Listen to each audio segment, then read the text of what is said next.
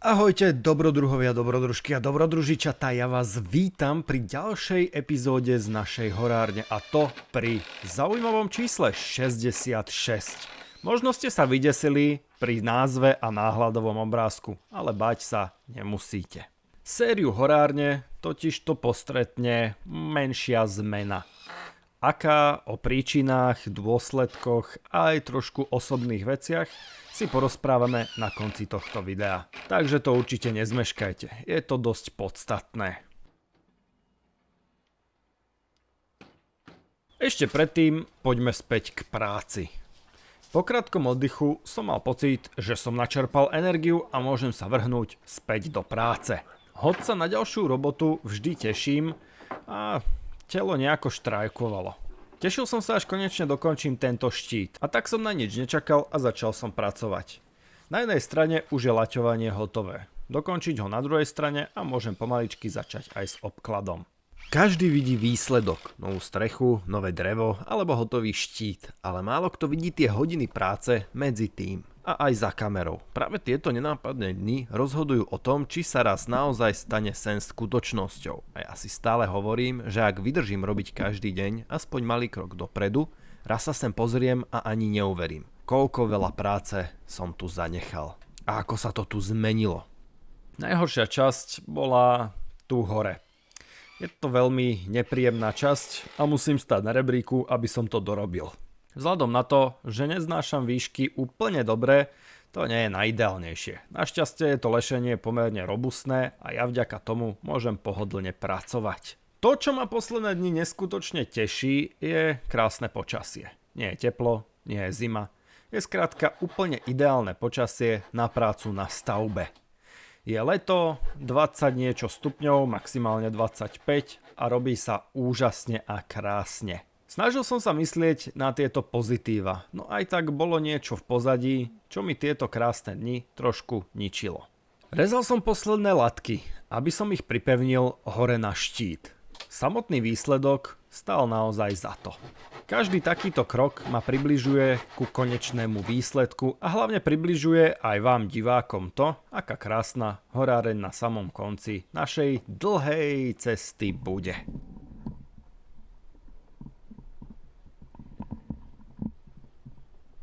Musím sa však venovať aj trošku iným činnostiam. Zas tie kozy. No jo, tie mi občas fakt nedajú spávať. Na chvíľku som zašiel do lesa. Je tu takých pár kôp starého dreva. A nemusím teda píliť čerstvé. Potreboval som niekoľko dlhých konárov. Našťastie ich nebolo treba až tak veľa. Za pár chvíľ som mal dostatočné množstvo konárov, ktoré som si vynosil hore a mohol som sa vrhnúť do práce. Kozy sú špekulantky. Vždy dokážu vymysleť nejaký nový spôsob, ako vás naštvať a hlavne zničiť to, čo zničiť nemôžu. A keď vidia, že sa o niečo staráte a chcete im zabrániť v tom zničiť to, tak hľadajú spôsoby, ako to zničiť. Zničiť efektívne a... no... nekupujte si kozy. Je to s nimi kríž. Musel som urobiť trošku lepšie opatrenie okolo tých stromčekov, ktoré nechcem, aby kozy zničili. Pletivo samozrejme nebolo dostačujúce, čo som vedel už keď som ho robil. A vedel som, že budem musieť urobiť nejakú pevnejšiu konštrukciu, ktorá odradí kozy, aby to pletivo pozhýbali a zlúpali kôru z týchto liesok, ktoré následne vyschnú.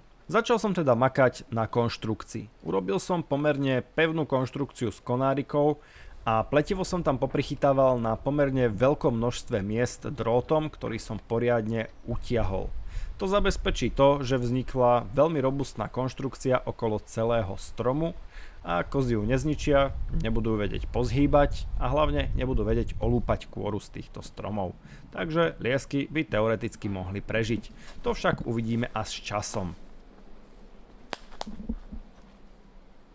Keď som mal túto robotu hotovú, opäť som sa vydal premurovávať. Premurovávanie je teraz moja prioritná práca. Robím ju každý deň. Je to nevyhnutná práca. Za nejaký čas by mala doraziť strecha. A predtým, ako budem môcť osádzať strechu, je predo mnou ešte veľké množstvo roboty. Tá najprioritnejšia je samozrejme poriadne podmurovať pod pomurnicou. Až keď strecha bude pekne podmurovaná a dopadne na murivo celou svojou váhou, až vtedy budem môcť začať ukladať plech na strechu. Preto sa tomu snažím venovať čo najviac. Nie je to najhoršia robota, ale no, venovať sa tomu intenzívne niekoľko dní, dokonca týždňov, je náročné. Je to precízna robota a záleží tu na každom milimetri. No, to nie je úplne pre mňa, ja som radšej, keď to môže uhnúť trošku o pár centimetrov hore-dole, že to nie je až také podstatné. Tá presná robota, jo, človek sa pri nej trošku viac ponorí do roboty, ale neúplne mi vyhovuje. No, ale je to nevyhnutné. Ďalšia vec, táto stará rozvodná skriňa súvisí s podmurovaním. Nechcem ju tam. Je tam zbytočná, nepotrebná a oslabuje celé murivo. Takže ju idem dať preč. Poriadne to tam vyčistím a keď budem pod touto časťou múru podmurovávať, tak to celé zamurujem. Skrátka to tam naozaj nepotrebujem. Vytrhol som to zo steny a no, potešilo ma, že za tou rozvodnou skriňou, či poistkami, nie rozvodnou skriňou, nebol azbest, ale plech. To je naozaj príjemná zmena. Potom som to miesto poriadne celé vyčistil, ono tam predtým nebolo, pravdepodobne jeden z predošlých majiteľov to tam urobil, takú dieru, kde dal tieto vtedy asi nové ističe. Pre mňa sú zastaralé.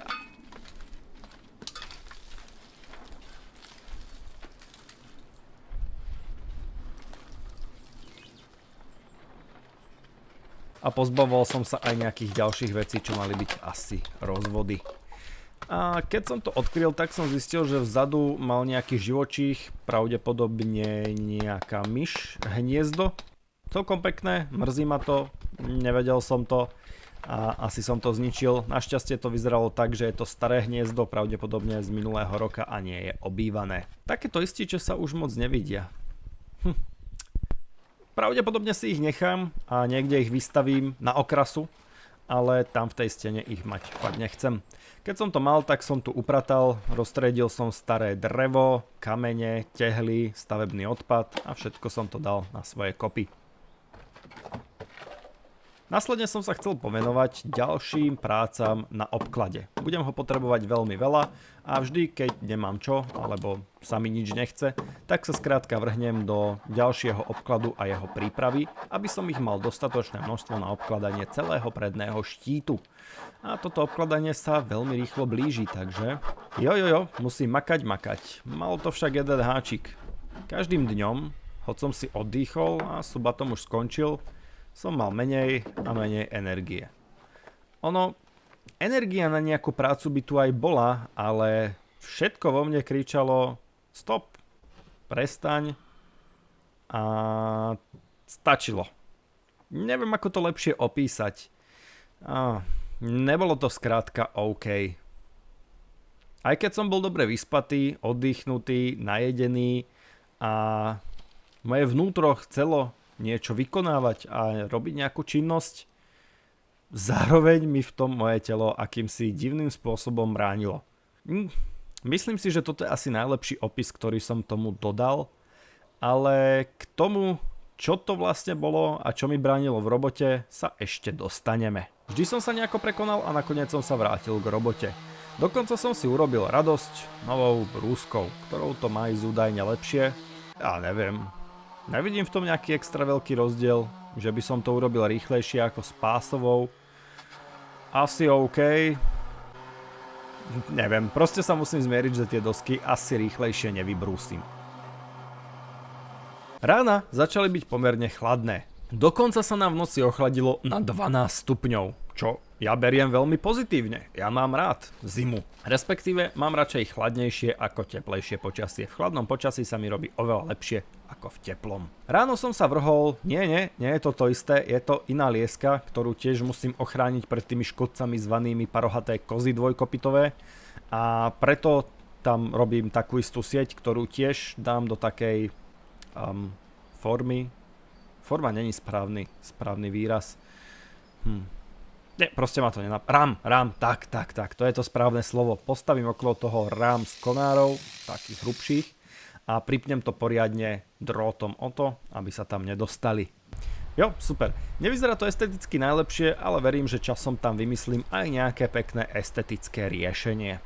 Zatiaľ to stačí a účel to spĺňa. Kozy neničia liesky. Super, paráda. A je tu opäť murovanie. Jednu časť som už dokončil, čo ma dosť teší, takže som to podsypal jemnou vrstvou piesku, dal som tam gumu a mohol som celú pomúrnicu spustiť. Toto vyrovnávanie je asi tá najnudnejšia činnosť z celého toho procesu, pretože sa tam fakt hráte s tou gumou a tou štipkou piesku, čo tam dávate, aby to bolo naozaj vo vodovážnej, totálnej a geniálnej rovnosti, ale moje budúce ja určite poďakuje samému sebe, že som to urobil poctivo.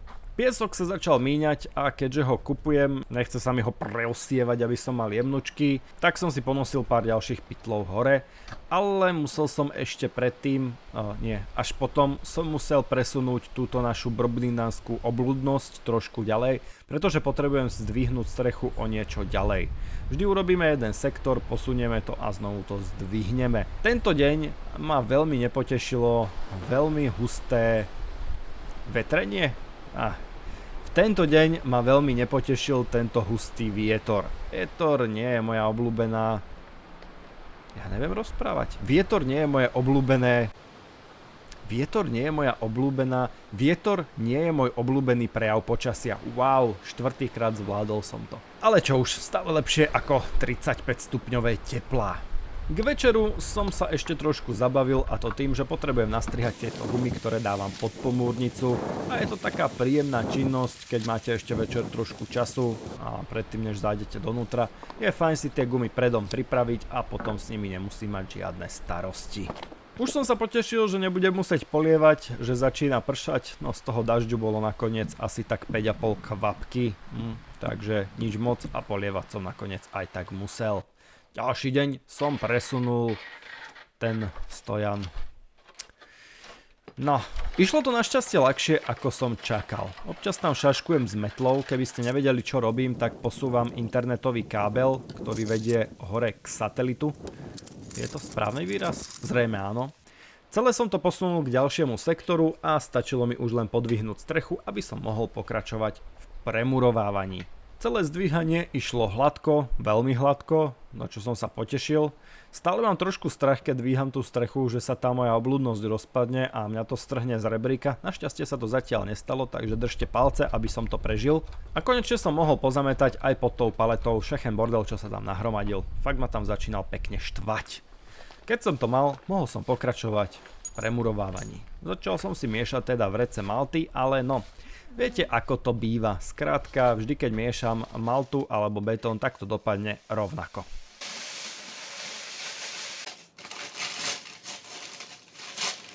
Tak ako to pri miešaní malty býva, prehnal som to s vodou, takže som prisýpal a mám plné vedro.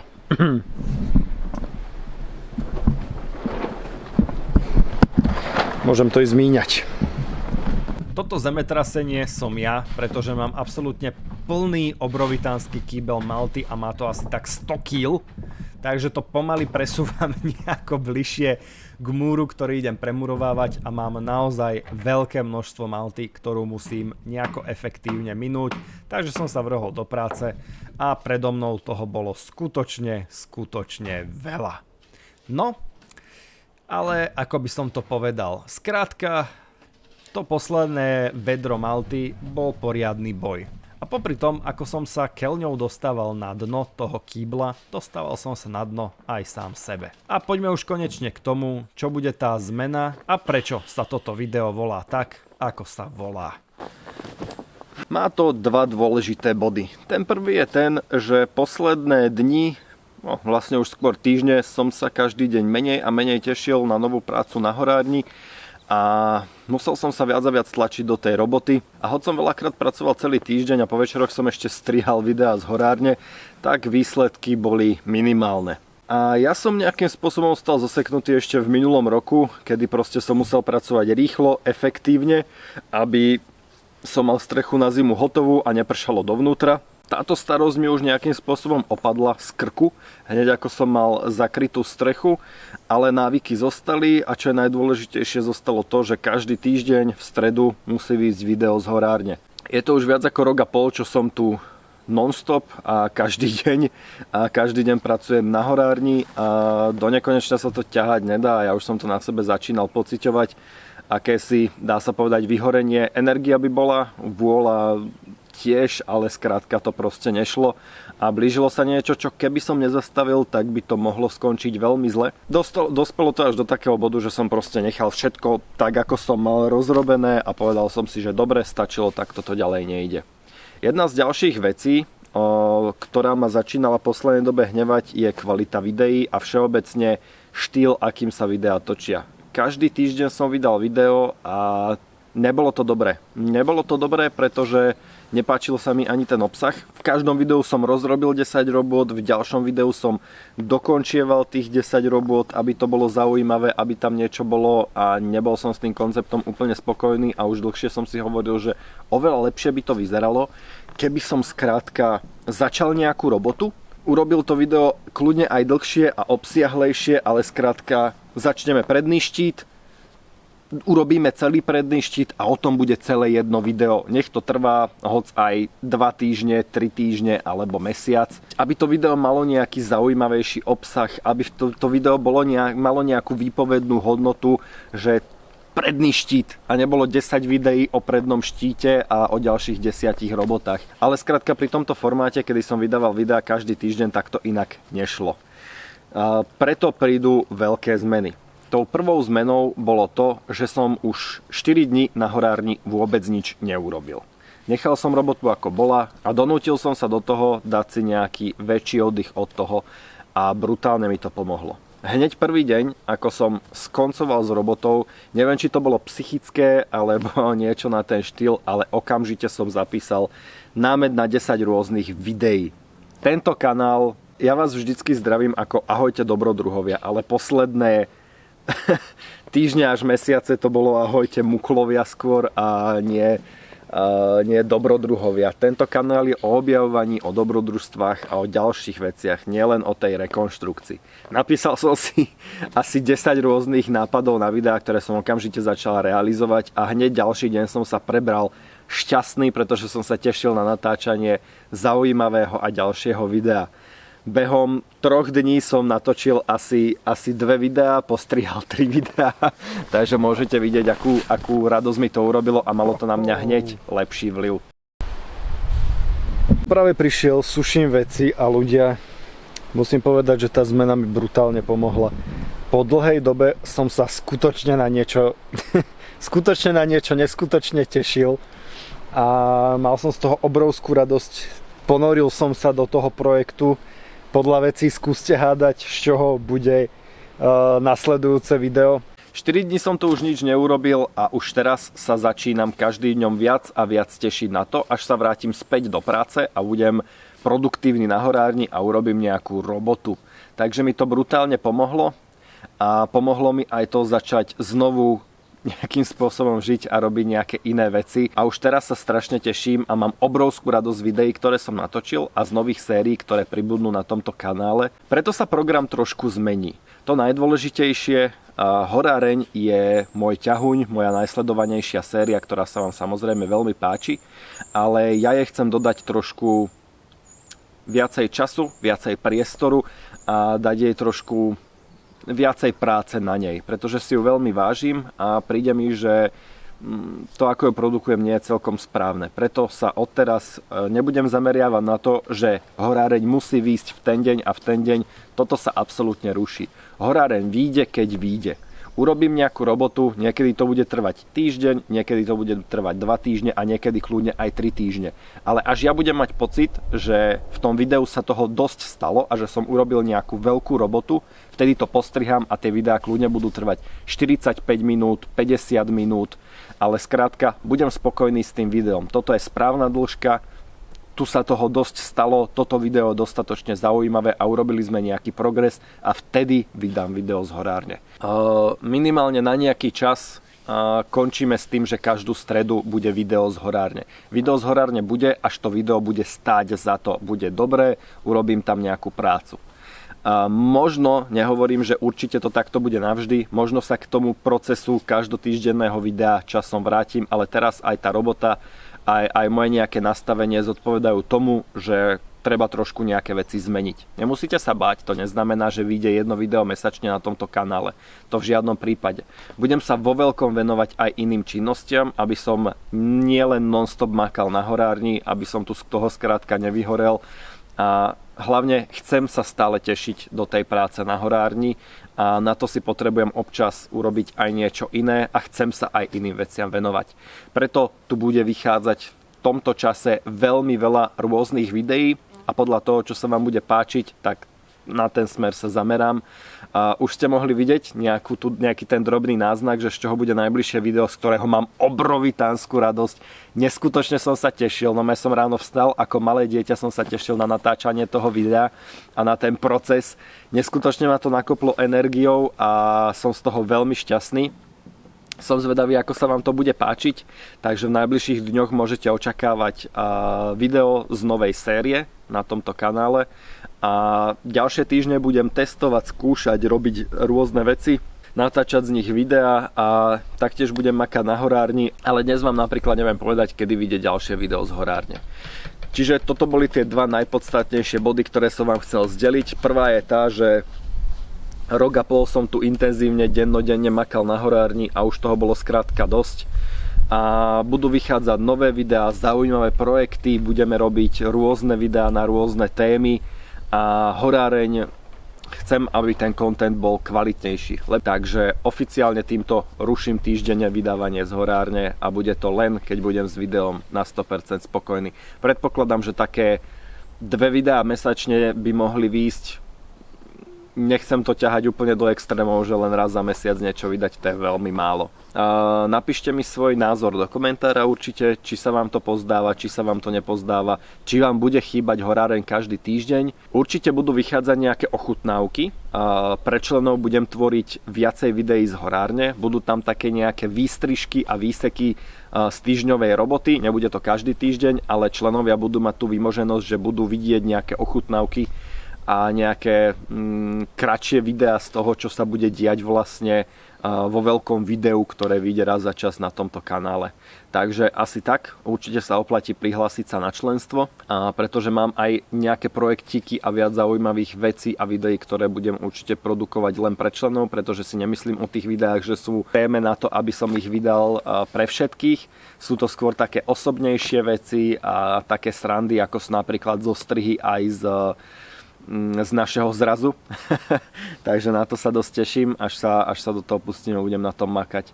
Toto sú teda hlavné zmeny, ktoré tu nastanú. Dobrodruhovia, ja vám neskutočne ďakujem za podporu, ktorú dávate tomuto kanálu a mne veľmi, veľmi, veľmi si to vážim. Ďakujem vám. Rozhodne sa prihláste na odber, video lajkujte, zdieľajte, vychváľte. Ak chcete byť k projektu naozaj blízko a mať nejaký bonusový obsah či videa v predstihu, tak sa prihláste na členstvo. Ja vám ďakujem a my sa vidíme a počujeme pri ďalšom z mnohých videí. Zatiaľ ahojte.